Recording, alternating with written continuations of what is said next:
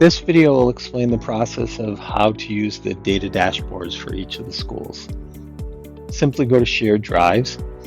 Many of you have shared drives set up in a grid list like this. I find it easier to use the list view. We're going to be looking inside the assessment information, intervention resources, placement data, dashboards, shared drive. So I'm going to double click on the drive, and then I'm going to locate the data dashboards folder, double click on that folder, locate this year's data dashboards in 2023-2024 data dashboards, and then I'll locate each school's document. There's a spreadsheet called Data Dashboards 2023-2024 school year. It'll have the school name in front. You'll double click it. It'll literally take 25 to 35 seconds for the data dashboard to fully load. Once it loads, you'll notice that there are slicers. Slicers are just a way to filter the data.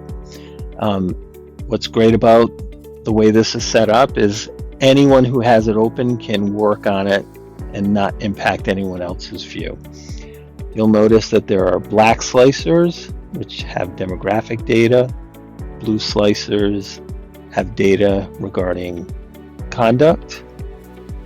The light orange slicers deal with DIBELS data. The green slicers deal with FastBridge data. The purple slicers deal with Satchel Pulse data. This dark red color deals with Forefront data, and then the blue data is RICAS, and the purple data is report card data. So again, you can come in and start working on the slicers here. So I'm going to come in, and I'm really curious about students that might be living with someone as relationship contact 1 that is not a biological parent, so a mother or father or stepfather or stepmother. So I'm going to deselect each of the different items that I do not want to see here. So I'm going to get rid of stepfather, mother, father, and stepmother. And when I do that, I want to see the students that are living with someone as guardian 1 that is not a step parent or a parent. So I'm going to click OK, and I have 6 out of 11 items selected there. Once I do that, it's actually going to filter the list of students, and I've whited out the students' names here so you can't see them. But if I scroll down the list, I can see that there are 54 students, right? So this is the last student in the list here. I can also go to the sheets here and review different data in the sheet. So I want to look at the demographic data first. So when I click on that, it shows me that this is a table of each of the grade levels for the students. So these are in column B in every single table. That is the data that you'll find for all of the students in the school. So there are 399 students presently at Wakefield Hills Elementary School, and this is the breakdown. We've also put that in a percentage value for you, and you can see that also in this chart here.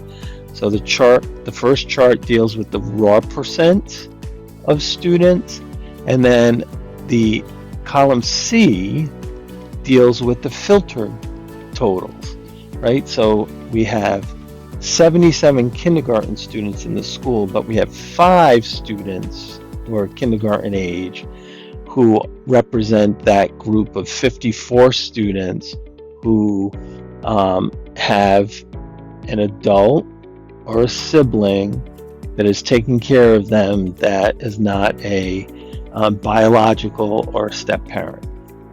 So you can also see that we've broken those down into percentages, which are reflected in each of the charts.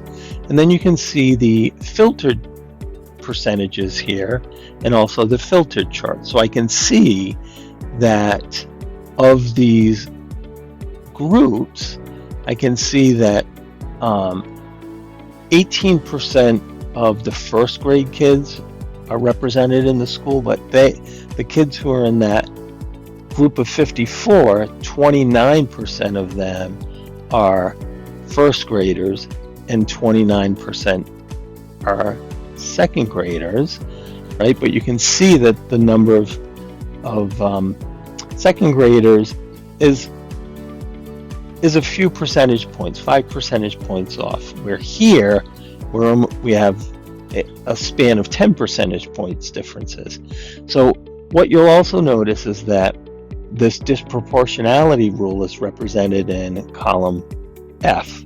And disproportionality basically says that the students who are 80% or below are disproportionately represented in the group.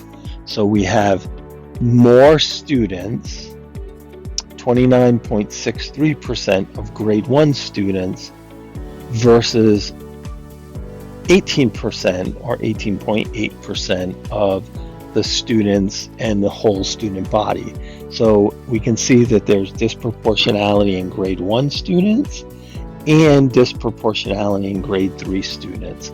So it just gives you a good breakdown of the data in terms of the way it looks when it's filtered and when the raw percentages. And I can see the number of students by gender, by race as well. And I can also see the Latino and or Hispanic students, as well as students and their special education values, their disabilities, free and reduced lunch students, and then also the way conduct incidences are broken down by that group. I can go through and review each of the different areas. So if I wanted to go to Satchel Pulse here, I can review all of the data regarding Satchel Pulse. So I can see that of the students that are in that group that of 54 students, we actually gave Satchel Pulse to 47 of them, or they were tiered, and they actually represent a larger percentage of tier 2 and tier 3 students when we're looking at the overall number of students in the school. So you can see that represented in the charts as well as in the tables. If I start scrolling through, I can see the other Satchel Pulse data in terms of that as well. I can also take a look at their DIBELS data, right? And I can see that that group of students is overly represented for students who are well below and or below their other classmates in the school. So you can see that that well below group is disproportionately represented. So 25 or 51% of the 49 students now that were filtered out are represented in the well below the composite level score in DIBELS. You can go back to the Start Here page, and remember, it's pulling a lot of information, so it takes a minute to catch up to that. And you could also look at any other information that you wanted to. You could click on total absences and say, hey, I want to see students who maybe are chronically absent, so that's around 5 absences or more. So I can actually deselect the 0, the 1, 2, 3, 4, and I need to scroll down and click OK. And that list there. And so I've now filtered that group for relationship contact 1 and total absences. When I look at the filtered number of students, I can see it's a much smaller group of students now. It actually is represented by 21 students. So I've chopped that group from 54 students down to 21 students, and I can look at the demographic breakdown now and see that of that group, we can see that we still have an overrepresentation of students who are in grade 1 who are living with an adult other than a parent or step-parent. So you can actually start going through and looking at a variety of data points and trying to look at your students in your school. So again, you can go back to the Start Here page.